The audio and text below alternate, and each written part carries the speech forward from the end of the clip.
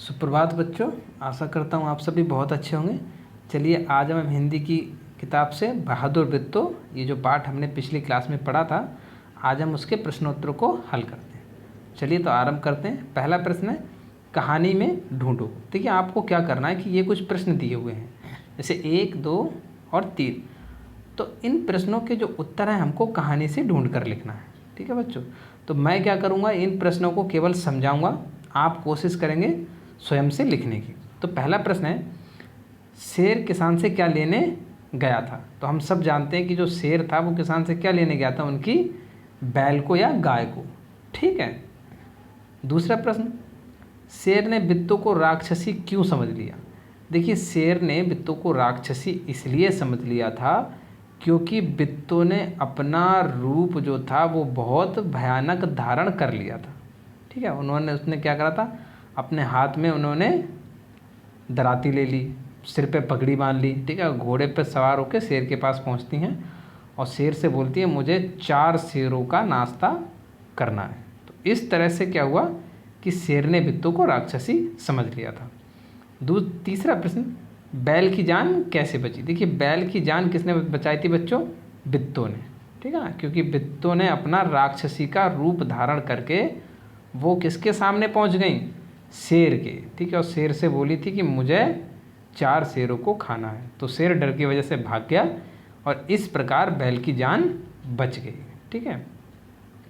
अगला प्रश्न, तुम्हारी ज़बानी। ठीक है, तो क्या है कि नीचे कुछ शब्दों के नीचे रेखा खींची हुई है, उन्हें ध्यान में रखते हुए नीचे लिखे वाक्यों को अपने शब्दों में लिखो। जैसे क्या है, देखिए इन्होंने पहला जो वाक्य है वो देखते हैं, बिट्टो घोड़े पर सवार हो गई। अब देखिए ये जो लाइन है ना, इतने शब्दों को चेंज करना है, लेकिन इस प्रकार से चेंज करना है कि इस पूरे वाक्य का मीनिंग ना बदले। ठीक है, जैसे बिट्टो घोड़े पर सवार हो गई, तो यहाँ पर हम बना सकते हैं कि बिट्टो घोड़े पर चढ़ गई। ठीक है, तो चढ़ गई भी हो सकता है और एक और होगा, वो आप खुद से लिखेंगे। ठीक है, सेम नहीं लिखेंगे बिल्कुल। दूसरा, तुम घर की गाय को शेर के हवाले कर रहे थे।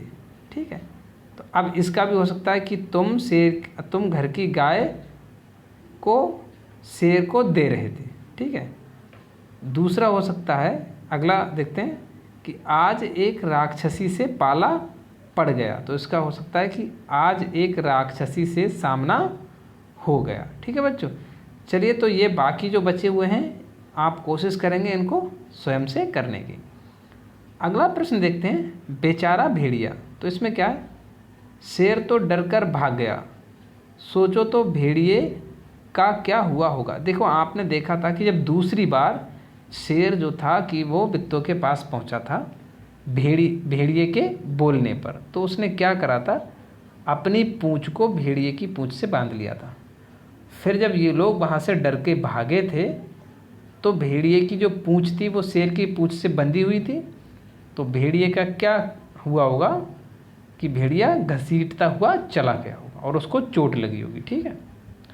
अगला प्रश्न, शेर किसान के पास कितनी बार गया था, कहानी देखे बिना बताओ। ठीक है बच्चों, तो आप जानते हैं कि वो कितनी बार गया था, 2 बार। ठीक है, एक बार तो वो गया था जो बिट्टो का पति था उसके पास, और दूसरी बार वो भेड़िए के बोलने पर बिट्टो के पास गया था। तो कितनी बार गया था वो, मात्र 2 बार। ठीक है, अगला देखते हैं, खाली जगह में क्या आएगा। देखिए यहाँ क्या है कि पहला प्रश्न है कि मेरी छत पर मोर आया, यहाँ खाली थी तो उन्होंने मोर लिख दिया। दूसरा है कि मेरी छत पर मोर नहीं आई। देखिए मोर और मोरनी, ठीक है, तो ये जो शब्द हैं मोरनी, ठीक है, ये है पुल्लिंग और ये है स्त्रीलिंग। ठीक है, तो हम समझ गए कि हमें इसमें क्या करना है, उनके लिंग बदलना है। तो पहला औरत, तो औरत का लिंग परिवर्तन क्या होता है बच्चों, मर्द। देखिए घोड़ा का घोड़ी, ठीक है ना, ऐसी कुत्ता का कुतिया, ठीक है, शेर का शेरनी, मछुआरे का मछुआरिन, ठीक है, बच्चा का बच्ची, ठीक है, राजा का रानी। ठीक है, अब क्या होगा कि कुछ जो शब्द होंगे वो मैं आपको दूंगा, वो आपको करने हैं। चलिए आगे बढ़ते हैं। मैं नहीं जाऊंगा, शेर ने बित्तों को राक्षसी समझ लिया। वह खेत में नहीं जाना चाहता था, पर भेड़िया के समझाने पर वह राजी हो गया। सोचो शेर और भेड़िया के बीच क्या बात हुई होगी। बच्चों क्या करना है कि ये जो बातचीत है ये आपको अपने आप से लिखना है और इसको बिल्कुल कॉपी नहीं करना है। आपको कोशिश करना है आप अपने विचार से इसमें लिखने की, जैसे भी आप स्टोरी बना पाएँ आप वैसी स्टोरी बनाएंगे। ठीक है, इन दोनों की बातचीत का। अगला देखते हैं, बोलो तुम क्या सोचती हो। क्या है कि ये जो प्रश्न हैं इनके उत्तर आपके बुद्धि और विवेक पर निर्भर करते हैं। केवल मैं आपको समझाऊंगा। पहला प्रश्न है, भेड़िया ने शेर को भोले महाराज क्यों कहा। क्या शेर सचमुच भोला था। देखो बच्चों, भोला होना और मूर्ख होना, ठीक है, दोनों में बहुत बड़ा अंतर है। मूर्ख का मतलब होता है वह व्यक्ति जो सही गलत को ना पहचान पाए, ठीक है, क्या सच है क्या झूठ है इसको ना पहचान पाए। और भोले का मतलब होता है एकदम सीधा व्यक्ति, ठीक है, जो जानता हो क्या गलत है क्या सही है, लेकिन वो जल्दी किसी से कोई मतलब ना रखता हो, अपनी दुनिया में मस्त रहने वाला। तो देखिए, भेड़िए ने शेर को भोले महाराज क्यों कहा, क्योंकि वो बित्तों की बातों में आ गया और बित्तों से पागल बन गया। ठीक है, बित्तों को उसने राक्षसी समझ लिया। अब अगला प्रश्न है, क्या शेर सचमुच भोला था। तो ये गलत है।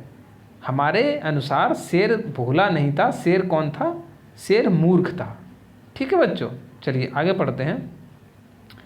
शेर ने भेड़िए की पूंछ के साथ अपनी पूंछ क्यों बांध ली। देखिए, शेर जो था उसने सोचा कि वो दोबारा जब बित्तों के पास जा रहा था भेड़िया के बोलने पर, तो उसने सोचा कि अगर ये भेड़िया मुझे छोड़कर भाग गया तो बित्तों मुझे खा जाएगी। इसलिए उसने भेड़िए की पूंछ को अपनी पूंछ में बांध लिया था। ठीक है। दूसरा प्रश्न, क्या शेर फिर कभी बित्तों के खेत की तरफ गया होगा। हाँ तो क्यों और ना तो क्यों। देखिए, आप इसके दो उत्तर दे सकते हैं कि हाँ गया होगा, तो आपको कारण बताना है कि क्यों गया होगा। दूसरा है कि नहीं, तो बताना है कि क्यों नहीं गया होगा। ठीक है, जैसे मैं कहता हूँ कि हाँ वो गया होगा, और वो क्यों गया होगा, क्योंकि उसको भूख लग रही थी। अब आप सोच सकते हैं इसका आंसर नहीं में, तो आपको उसके कारण भी लिखना है कि इसलिए नहीं गया होगा। ठीक है बच्चों, चलिए अगला प्रश्न, बित्तों की हिम्मत तुम्हें कैसी लगी। अगर तुम बित्तों की जगह होती तो शेर से कैसे निपटती। तो देखिए, इसका आंसर हो सकता है कि देखिए, बित्तों की हिम्मत तो सभी को अच्छी लगी, तो आप लिख सकते हैं कि मुझे बित्तों की जो हिम्मत थी वो अच्छी लगी या पसंद आई। अब अगर मैं इसकी जगह होती तो मैं क्या करती, मैं या तो शेर से बंदूक से लड़ती या मैं भागकर पेड़ पे चढ़ जाती।